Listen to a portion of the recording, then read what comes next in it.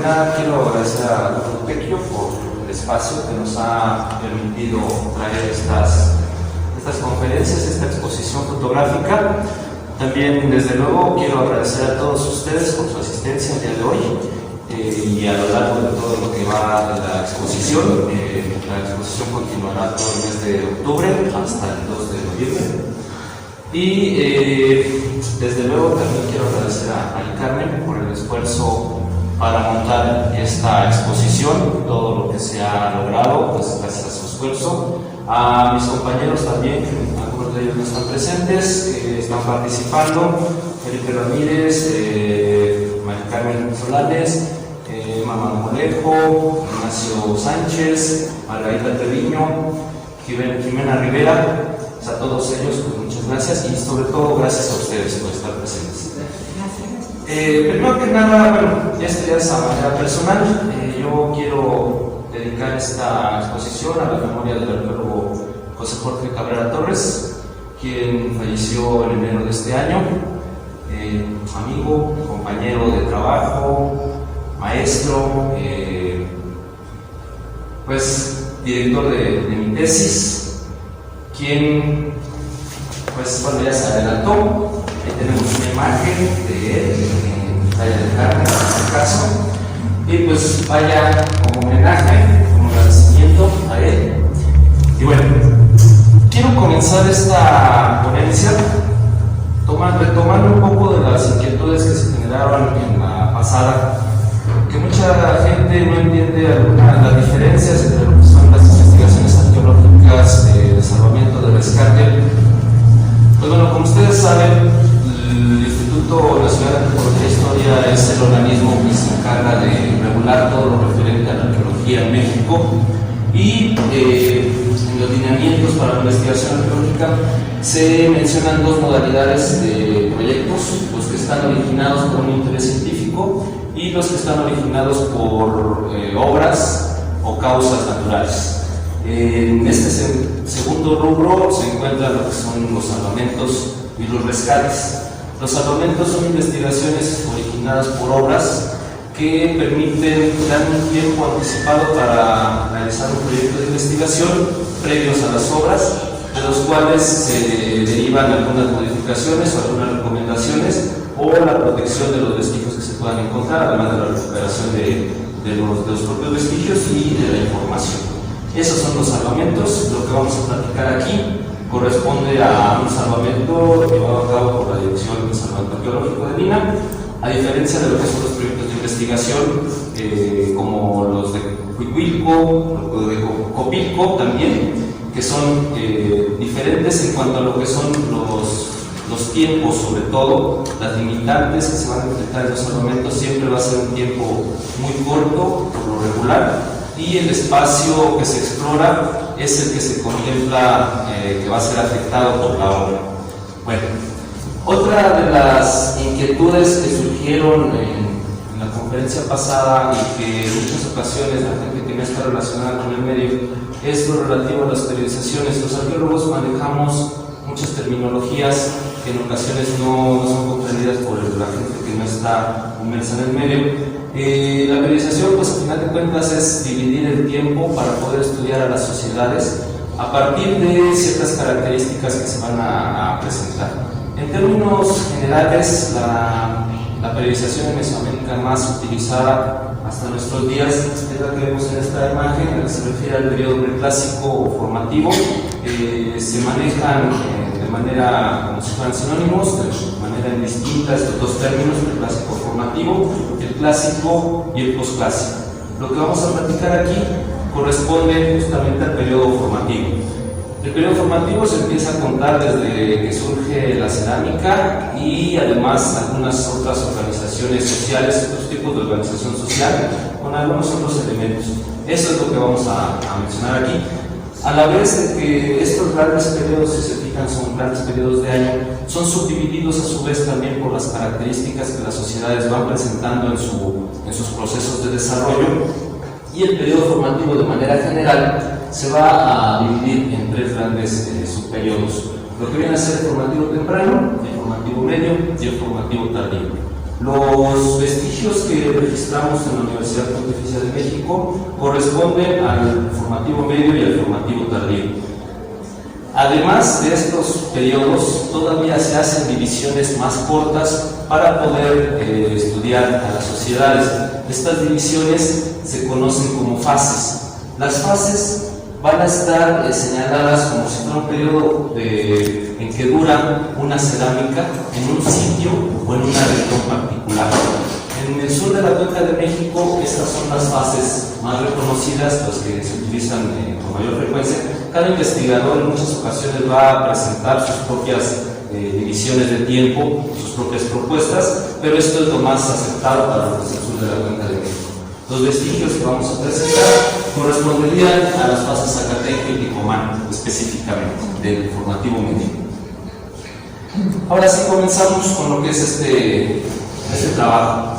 En el 2003 se llevó a cabo esta investigación por parte de la Dirección de Salvamento Arqueológico en lo que viene a ser el centro de Tlalpan. Aquí vemos una ubicación de lo que es la Ciudad de México, la alcaldía de Tlalpan y la ubicación del predio de Guadalupe Victoria número 98, donde se localiza la Universidad Pontificia de México. En esta imagen podemos ver una recreación general de donde se encontraban los límites de lo que se considera como el lago.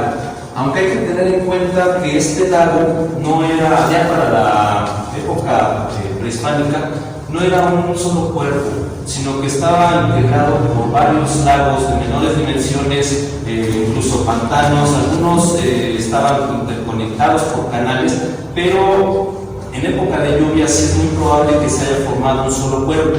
En el resto del tiempo más bien eran cuerpos aislados los que se formaban. Aquí vemos una representación para que más o menos se den una idea con respecto a lo que son los límites occidentales del lago, en donde se localizaría el predio del cual vamos a hacer mención.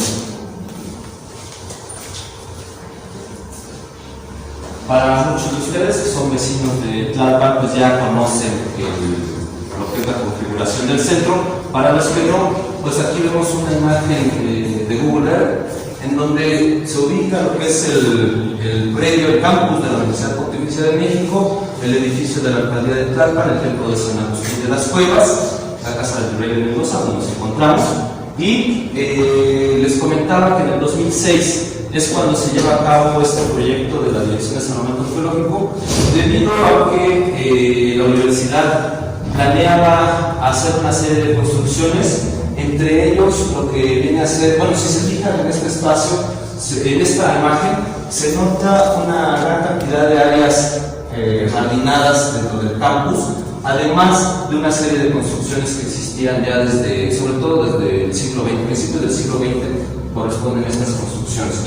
La Universidad Pontificia de México planeaba construir un edificio para su nueva biblioteca en esta área y una serie de módulos individuales para dormitorios, 6 módulos en ese momento era lo que planeaban construir. Y esas áreas son las que finalmente fueron exploradas en el 2006. Vemos una imagen de cómo se encontraba el espacio al momento de hacer las exploraciones. Las imágenes superiores corresponden al área donde se iba a construir la biblioteca y la inferior al área de los dormitorios.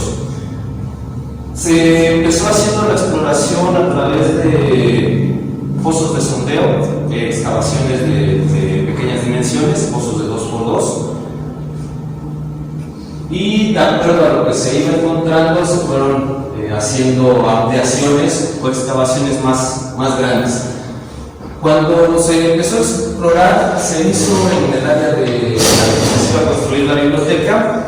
Ahí en ese sector, a excepción de lo que eran los materiales fragmentales, lo que los arqueólogos denominamos tepacates, los pedazos de vasijas de cerámica, a excepción de esos elementos, algunas figurillas, no se observó gran cosa, por lo tanto se liberó el área para la construcción de la biblioteca. Al momento en que ya estaban trabajando las máquinas, se recuperaron nuevamente una serie de materiales que vinieron a complementar posteriormente la la información que se fue recuperando. En el área de los dormitorios, sí se empezó, sobre todo en el área central, ahí se empezó a detectar una serie de rasgos, ciertos enterramientos humanos, esqueletos, lo que son los entierros, las fosas troncocónicas y algunas áreas de actividad. A partir de estos hallazgos fue que se realizaron las ampliaciones de las excavaciones. Al momento de que se está haciendo la exploración, cuando se está excavando, los investigadores van generando una serie de ideas, una serie de hipótesis, además de las que ya traía elaboradas al momento de comenzar las excavaciones, que se van algunas veces transformando, algunas veces se van cambiando lo que uno había planteado originalmente, y pues obviamente tiene uno que seguir buscando información, bibliografía, para poder entender esos contextos que se van registrando. Retomando lo que son estos hallazgos que se tuvieron, repito, lo que son los entierros, lo que son las fosas troncocónicas, lo que son las áreas de actividad, las evidencias de viviendas de aquella época, hay un modelo teórico que genera el investigador Marcus Winter para explicar lo que son las viviendas durante este periodo, durante el periodo formativo. Junto con Ken Flanagan, también investigadores norteamericanos, ambos trabajan en lo que son los valles centrales de Oaxaca, presentan su modelo teórico, mencionando que las viviendas, sobre todo las viviendas rurales de esta época, habrían estado formadas por lo que era una habitación de un solo cuarto. Estas habitaciones no contaban con ventanas, sino que solamente con lo que era el acceso, la entrada en alguno de sus lados. Estaban construidas con materiales perecederos, lo que podrían ser ramas, lodo, pajareque, que se denomina de esa manera, con techos también de los mismos materiales. Y en las cercanías de esa habitación se habían encontrado lo que correspondería a espacios de almacenamiento, almacenes, graneros, en lo que son las fosas troncocónicas. Estas fosas, originalmente, de acuerdo a su modelo, originalmente sirvieron como esos almacenes, algunas veces también servían como almacenes de artefactos. Cuando las paredes, para hacer una fosa troncocónica, primero que nada se necesita un suelo compacto. Se hace la excavación, se le da una forma de campana o de forma de botella y se utilizaban originalmente como almacenes. Al paso del tiempo, cuando se van derrumbando las paredes de estas fosas, son reutilizadas para algunas otras funciones. Pudiera ser para contener desechos o para enterrar a los muertos relacionados con lo que es la vivienda a la cual está asociada. También, además de lo que son las fosas troncocónicas, se encontrarían áreas de actividad, o sea, espacios en donde se realizaba alguna acción de manera repetida, como pueden ser los lugares en donde molían granos o donde cocinaban, o alguna otra actividad que se llevaba a cabo de manera recurrente. Tomando en cuenta este modelo teórico, podemos explicar lo que se encontró en la Universidad Pontificia de México. Si no nos apoyamos en un modelo teórico que nos permita explicar lo que estamos encontrando en excavaciones arqueológicas, podemos llegar a decir solamente cuestiones muy parciales. Cuando ya aplicamos un modelo teórico, podemos explicar de mejor manera esos vestigios, esos restos arqueológicos que estamos encontrando. Entonces, al aplicar este modelo, encontrar lo que son las fosas troncocónicas, algunas veces asociadas a las viviendas, pero en algunas otras no, simplemente un amontonamiento, un conglomerado de fosas, podríamos explicar que en las inmediaciones se encuentran las viviendas. A partir de este modelo es que podemos mencionar justamente lo que explicar, más que mencionar, explicar esos vestigios. Bueno, ya vimos lo que eran las fases, los periodos de tiempo más cortos en donde está en uso una cierta cerámica, que se denominan fases. Tomando esos materiales que se fueron recuperando, haciendo la asociación con los niveles, con las capas estratigráficas en donde fueron encontrándose, podemos mencionar que para la fase Zacatenco, este espacio estuvo ocupado por viviendas, por espacios domésticos, lugares en donde habitaba la población. Se llega a la conclusión de que este lugar fue ocupado por una serie de casas, una serie de chozas, como más o menos la que tienen ustedes a su derecha, en la parte central de la pared. Más o menos ese es un ejemplo de cómo pudieron haber estado estas viviendas. Para lo que es el periodo formativo medio, la fase Zacatenco, el centro más importante, el centro poblacional más importante en el sur de la Cuenca de México va a ser Cuicuilco. Cuicuilco se ha visto, y lo comentó el doctor Felipe Ramírez la semana pasada, que comienza a ser ocupado hacia el 800 a.C., pero va a ser hacia el 700 a.C.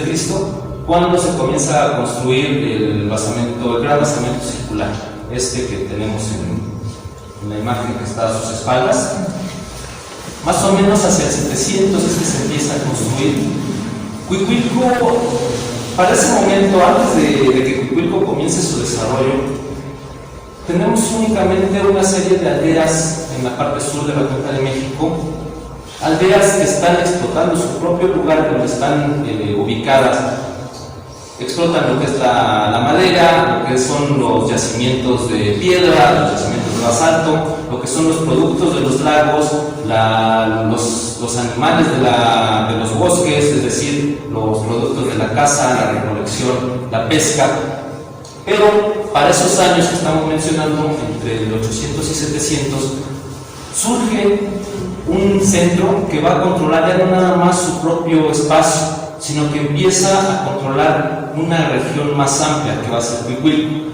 En esos años también comienza la ocupación aquí en el centro de Tlalpan, en esta zona que estamos mencionando, en los vestigios que se tienen en la Universidad Pontificia de México. Los vamos a tener a partir de ciertas casas solamente, no con expresiones monumentales, o sea, grandes construcciones como lo que es el basamento circular, sino simplemente las viviendas. Son espacios ocupados por la población que ya no tenía lugar en lo que es la zona nuclear de Cuicuilco, pudiera ser por cuestiones sociales o por cuestiones de espacio, o de gente que se iba allegando a este centro que iba controlando y que iba surgiendo con mayor fuerza. Entonces se tienen que ubicar todavía cercanas, pero ya no dentro de lo que es el espacio nuclear. Estamos más o menos a unos 2,5 kilómetros de lo que viene a ser el basamento circular, el gran basamento de Cuicuilco. Entonces estamos en el espacio que estaba controlando este lugar. Para esta fase, para la fase Zacatenco, entre el 700 y 400 a.C., se registraron algunos elementos, como lo que son algunas fosas troncocónicas que vemos aquí. Estos polígonos son los espacios que fueron explorados, son las excavaciones que se realizaron, y aquí vemos la presencia de las fosas troncocónicas, además de un área de actividad de molienda de granos. Retomando este modelo teórico que se aplicó para entender este espacio, podemos mencionar que se nota una distribución de esas fosas. Vemos que están más o menos conjuntadas en un espacio reducido. Por lo tanto, llegamos a la conclusión de que en las inmediaciones de este agrupamiento de fosas, debió existir alguna vivienda. Si acá tenemos algunas otras fosas, pues otras viviendas existieron en este espacio, en estos otros espacios. De esta fase se recuperaron dos entierros humanos. Aquí vemos uno de ellos, el entierro 4, que es un individuo adulto de una edad todavía indeterminada debido a las condiciones en que se encontraban los huesos. la antropóloga física no pudo determinar la edad de este individuo porque estaban ya bastante deteriorados los huesos. Vemos también un grafete asociado como ofrenda sobre lo que son las piernas del individuo. El individuo fue colocado boca abajo, de forma extendida, y sobre lo que eran las corvas de las rodillas se colocó este cajete. Además de este entierro, bueno, dentro de esta misma fosa se encontraron otros objetos, como son estas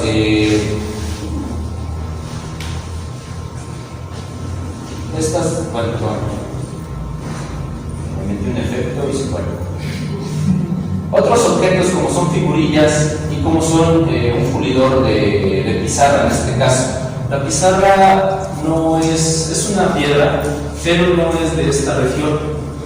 Lo más cercano en cuanto a esta materia es el Valle de Morelos, donde pudo haber sido traído este material. En otra de las fosas no se encontraron entierros, sino más bien un agrupamiento de piezas, lo que vienen a ser fragmentos de figurillas, algunas de ellas completas, en esta pared, y algunas puntas de proyectil de obsidiana. La obsidiana es un vidrio volcánico generado a raíz de erupciones volcánicas. En este caso es una obsidiana de color gris.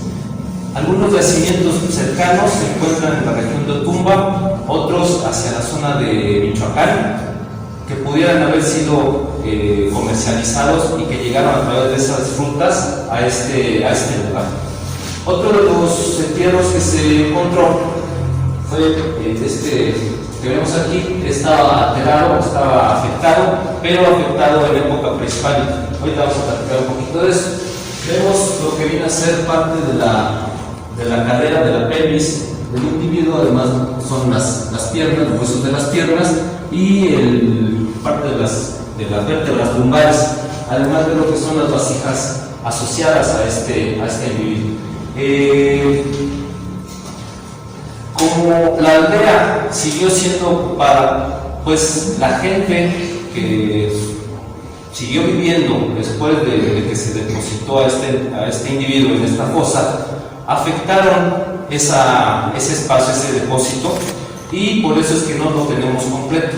En la fase todavía en época prehispánica, o sea, unos años después, o tal vez un siglo después de que se enterró a este individuo, se afectó esa fosa. ¿Cómo podemos determinar qué sucedió en aquella época y no en épocas más recientes? Pues a partir de los materiales y de lo que viene a ser toda la formación estratigráfica que se registró. Entonces, este entierro fue afectado desde la época prehispánica. Sobre lo que era las fosas troncocónicas llegaban a tener varias medidas de altura. Podían ser muy reducidas, de unos 30 o 40 centímetros, alcanzar hasta 2 metros y medio. O sea, no había un patrón. También en lo que es el espacio en términos de un diámetro, también llegaban a variar. No existe un patrón para las medidas de las fosas troncocónicas. Sobre estas fosas se depositaban a los muertos y después se rellenaba con tierra, pero en esa tierra iban también lo que son esos tepacates, esos fragmentos de las vasijas cerámicas. A partir de eso es que se puede ubicar la época en que sucedió ese relleno de esa fosa. Otro de los contextos también de lo que es la fase Zacatenco, más o menos, repito, 700, 400 a.C., es un área de actividad. Esto, como ya lo mencioné, es un espacio en donde se lleva a cabo una acción de manera recurrente. En este caso, se encontró un metate, una mano de metate y una fosa.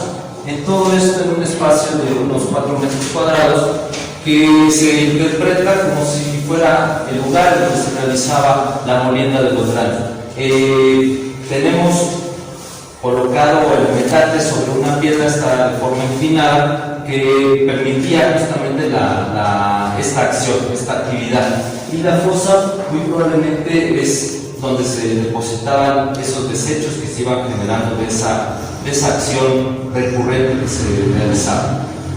Volviendo sobre lo que es la aplicación del modelo teórico, tenemos que a partir de esos rasgos, de esos elementos que se fueron detectando, debieron existir por lo menos 7 viviendas en este lugar explorado. Si tomamos en cuenta las agrupaciones de esas fosas, la distribución de las áreas de actividad, es que llegamos a esta conclusión. Conforme pasan los años, Cuicuilco va aumentando en importancia, va a tener un mayor poder, un mayor control sobre la región. Se empiezan a construir más grandes los edificios, lo que es el basamento circular empieza a hacerse tanto más ancho como más alto, que nos habla justamente de ese control que tuvo este centro en lo que es la región sur de la Cuenca de México. Y pues obviamente, como todo centro en auge atrae a la población y la gente en lo que es los alrededores de ese espacio construido, de ese núcleo urbano o protourbano, según algunos otros investigadores, pues se asientan en los espacios aledaños. Lo que es el espacio del centro de Tlalpan siguió siendo ocupado, pero y se nota también un crecimiento en lo que es esta aldea y una diferencia con respecto a lo que era la fase anterior, que ahorita vamos a platicar. De esta fase, la fase Ticomán, entre 400 y 200 a.C., los vestigios que se encontraron se concentraron en la región sur, en la parte suroeste del predio, ya no tanto hacia donde se construyó la biblioteca, sino simplemente a donde iban a ser construidos los módulos de vivienda para la Universidad Pontificia. Aquí ya tuvimos una más clara representación de los espacios ocupados, de los espacios habitacionales, y vemos una mayor cantidad de fosas que nuevamente notamos que se están agrupando. Si ustedes se fijan, estas fosas están agrupadas, estas otras también y estas otras igual. Entonces estaríamos hablando que tenemos 3 grandes agrupamientos de estos elementos. Fue más notoria, fue más claro lo que se registró para esta fase, para la fase Ticomán. Aquí vemos algunos de los vestigios. En total se registraron 18 fosas troncocónicas, de las cuales 6 correspondieron a la fase Zacateco y 12 a la fase Ticomán. En cuanto a lo que son los entierros, se recuperaron 7 entierros. De estos 7, uno de ellos fue un perro, un cánido, el resto fueron enterramientos humanos. En total fueron 9 individuos los que estaban integrando estos entierros.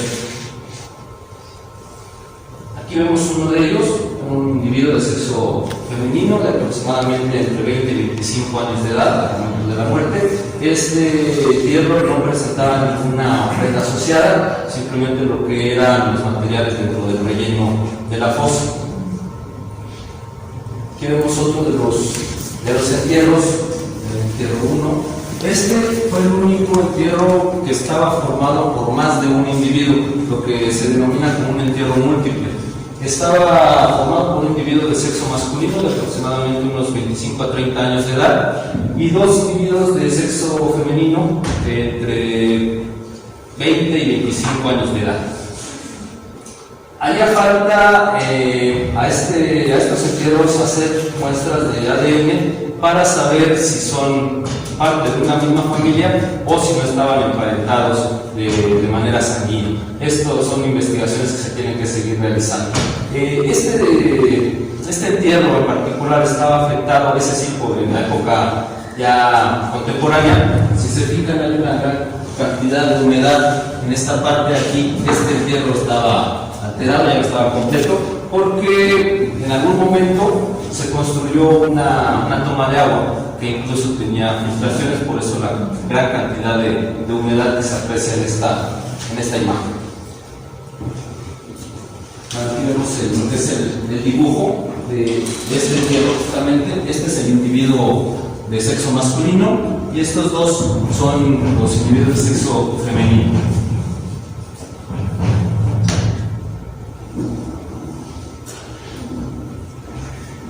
Además de esto, de estos entierros, se encontró una fosa en donde en el fondo había un metate.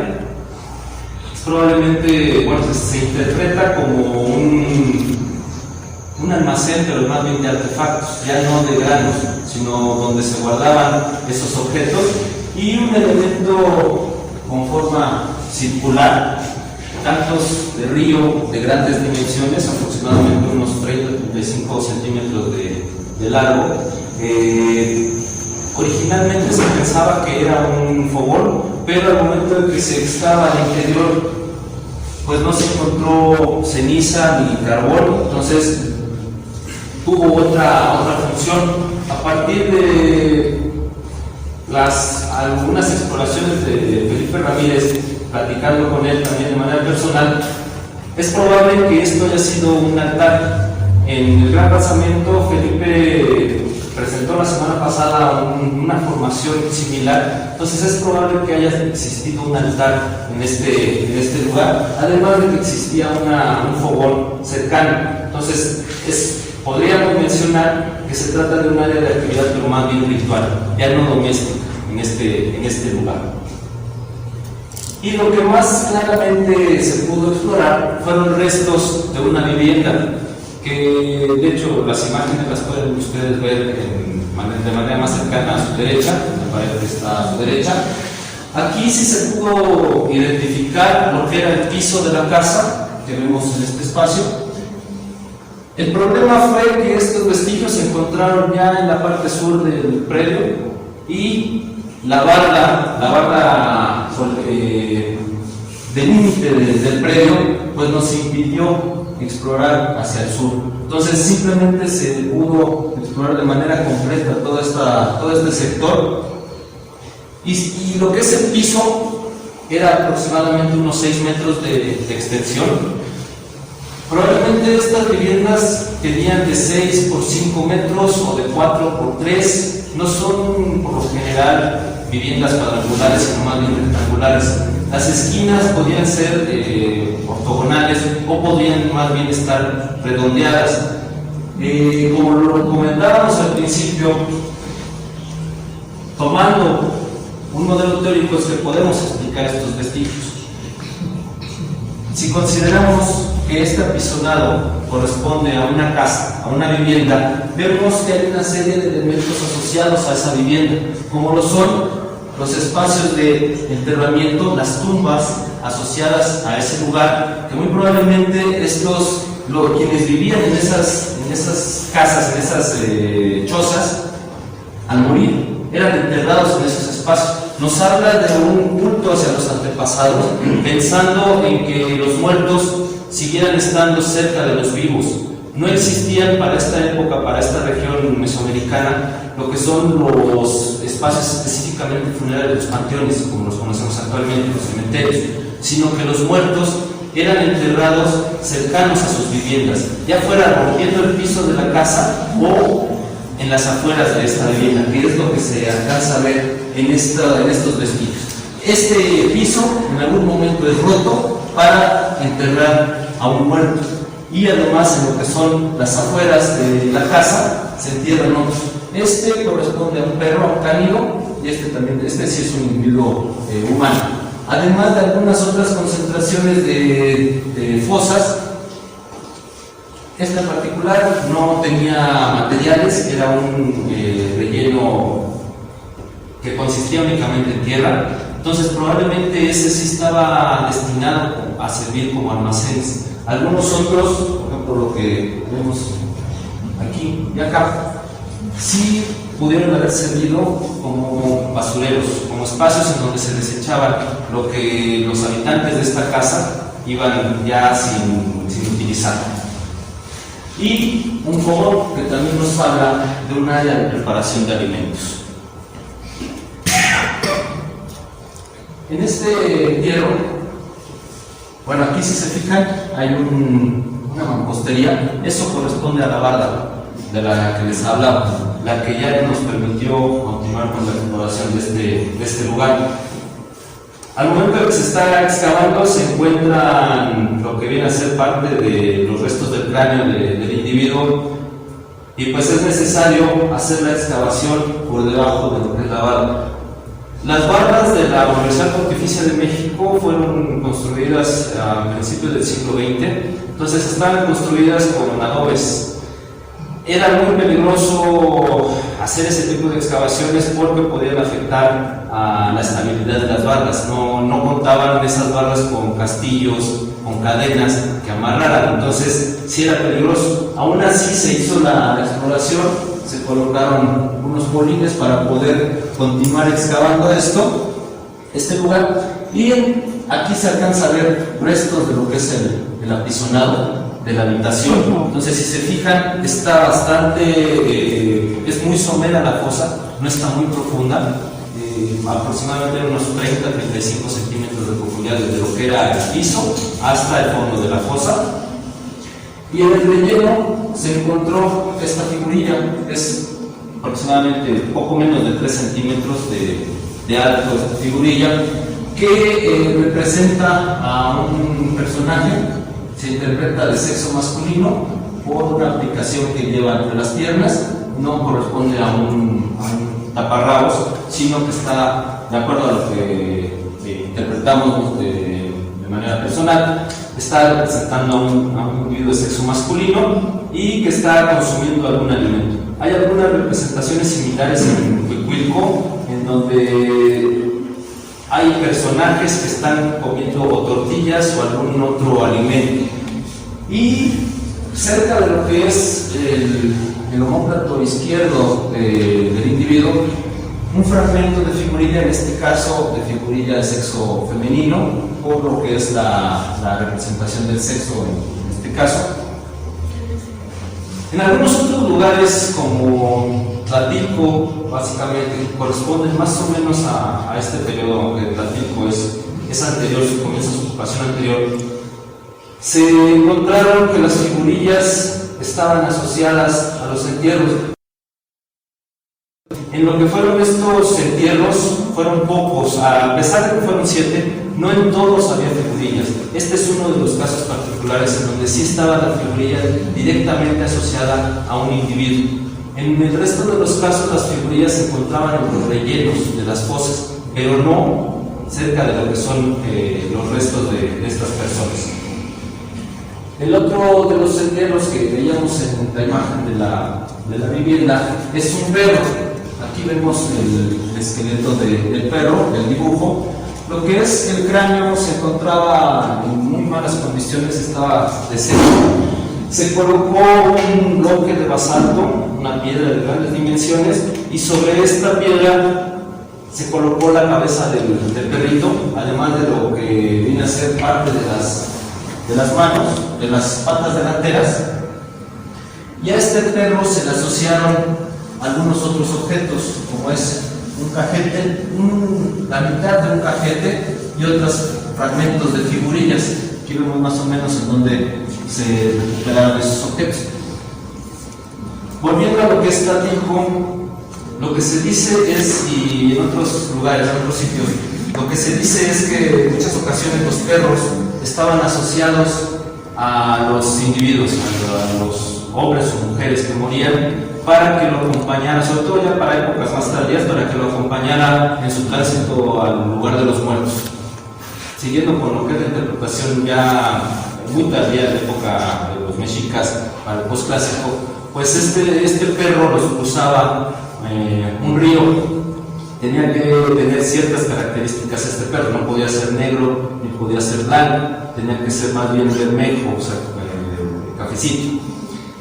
Pero lo que se está viendo aquí, con lo que se detectó, es que este cánido en realidad no está asociado a un individuo, sino que más bien la fosa se utilizó para enterrar al propio perro, pero no sirviendo como acompañante de alguien más. Puede ser que, haciendo ya una interpretación, ese perro se le haya dado un cierto valor sentimental, que se haya enterrado como tal, como un miembro de la familia probablemente, o la otra, que pueda ser un depósito más bien ritual. que pudiera haber estado asociado a esa vivienda, pero sí se nota que no está asociado a una persona en particular. Y finalmente, otro de los entierros que se encuentra al norte de la habitación es este individuo de sexo masculino, aproximadamente unos 35 años de edad al momento de la muerte. Y es importante este entierro por varias cosas. En primera, se le asociaron varias vasijas, varios objetos que no son de la Cuenca de México, sino que proceden probablemente del área de Tehuacán, en Puebla, que son estos dos cuencos. Lo vemos aquí. Esta mitad del cuenco se encontraba por debajo de lo que es la pelvis del individuo, que nos habla de ese comercio que pudo haber tenido este lugar con otras regiones, pero también nos está señalando una diferencia de este individuo con respecto al resto de los que se recuperaron. O sea, los demás o no tenían ofrenda o tenían vasijas, pero locales.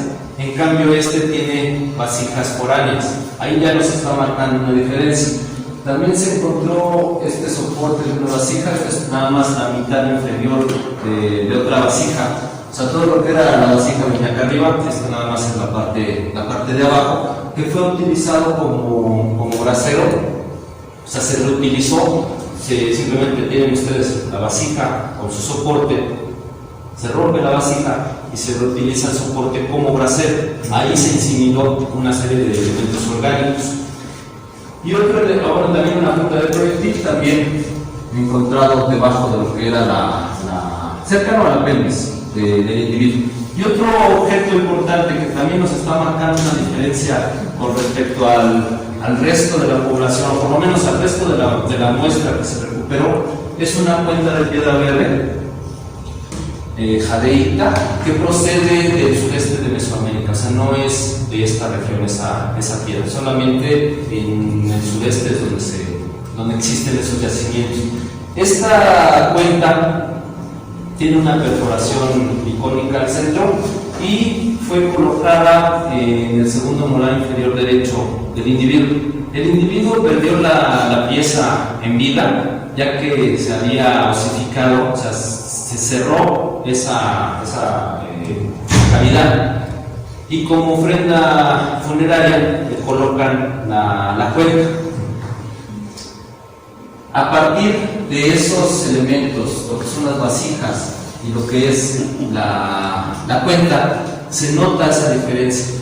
Probablemente este individuo tenía un rango, una jerarquía mayor dentro de lo que es el asentamiento con respecto al resto de los demás que fueron recuperados.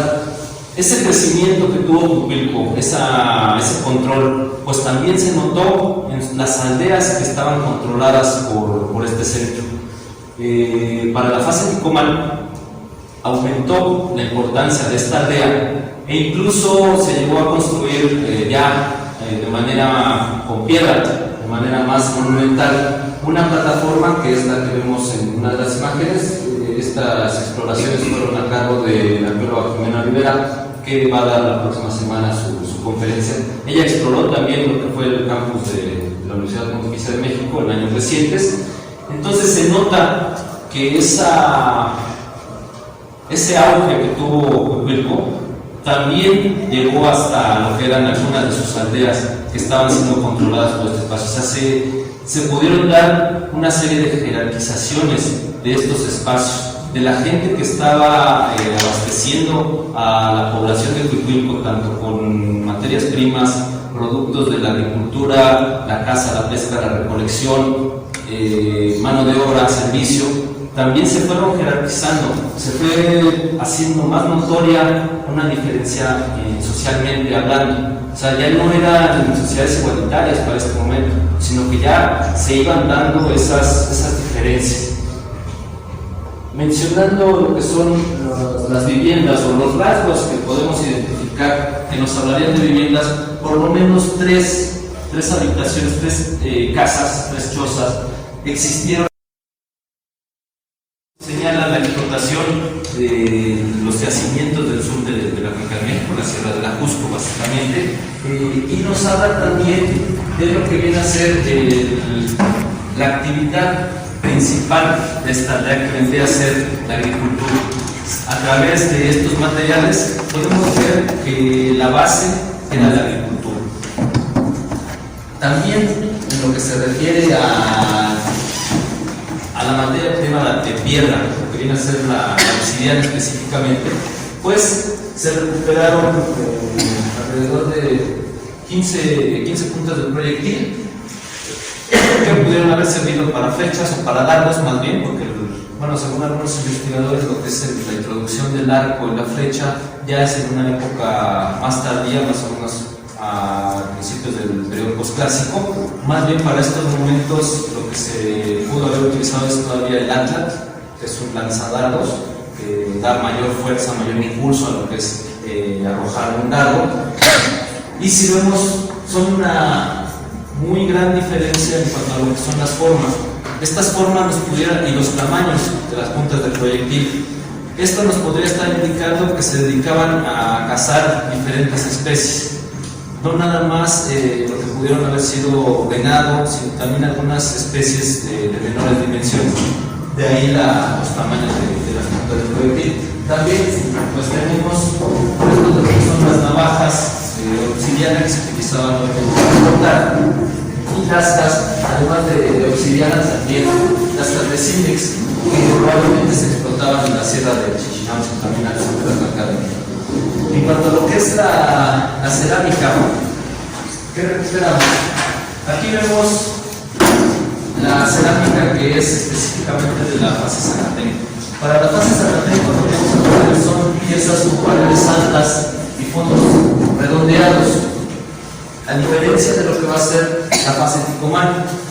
¿Se acuerdan que al principio mencionamos que una fase es justamente cuando está siendo utilizado un tipo, un particular de cerámica para un sitio o para una región? Aquí vemos lo que es la cerámica de la fase Ticomán. Cambian las formas. Los fondos se vuelven muchísimo más profundos, las paredes se vuelven más reducidas, además de que en algunos casos son más bien, más que hacia afuera, son más bien hacia adentro. Las bocas son reducidas también. Entonces, esto es lo que permite identificar esos cambios en lo que es la cultura material, lo que es la cerámica específicamente. Lo que nos permite hablar de ciertos rompimientos o transformaciones, incorporaciones, tal vez contactos de lo que se está haciendo en cuanto a lo que es la cerámica. Hay que tener en cuenta que la cerámica pues no se transforma de la noche a la mañana. Hay una cerámica que incluso poco a poco va siendo desplazada por otra, pero en algún momento están conviviendo ambas tradiciones de cerámica. Ya conforme pasa el tiempo es que queda desplazada completamente la más antigua. Entonces esto es a través de lo cual podemos hablar de esa ocupación en este lugar. También hablando de lo que es los objetos de barro, pues las figurillas antropomorfas nos permiten conocer cómo es que estas sociedades se representaban a sí mismos, cómo se pensaban, cuáles rasgos querían realzar dentro de lo que es el cuerpo humano, como en algunos casos lo que pudiera ser la deformación craneal, que vemos en este tipo de figurillas, en donde se está manifestando ese tipo de prácticas. Además también de lo que viene a ser la pintura corporal y los adornos, desde luego, de lo que viene a ser la indumentaria, los tocados, los collares que podemos utilizar, los brazaletes. Y en esta imagen lo que podemos ver es nuevamente ese cambio entre lo que son, en este caso, el periodo formativo medio y el formativo tardío.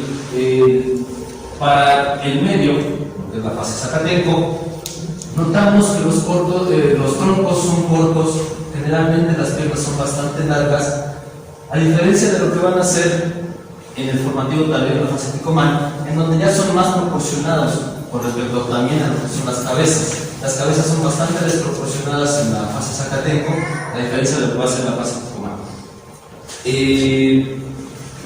Estas figurillas, repito que no fueron, a excepción del entierro 3, no fueron encontradas asociadas a los individuos, sino que más bien se encontraban en los rellenos de las fosas, no tanto en los espacios directamente asociados a los enterramientos. En cuanto a lo que viene a ser la fauna de la región, se tuvieron algunas evidencias, además de lo que viene a ser desde luego que el perro doméstico, se encontraron restos de las astas de venado, tanto las partes proximales a lo que está más cerca de uno, a las partes distales, que son las puntas de las astas, que probablemente fueron utilizados como herramientas. Estos, además de lo que es las astas de venado, también se encontró una mandíbula que de hecho la maestra Blanco hizo favor de analizar en su momento, que correspondería a lo que probablemente es un lobero, que viene a ser una cruza entre perro y lobo. Esa cruza pudo haber sucedido de manera natural o probablemente de manera intencional.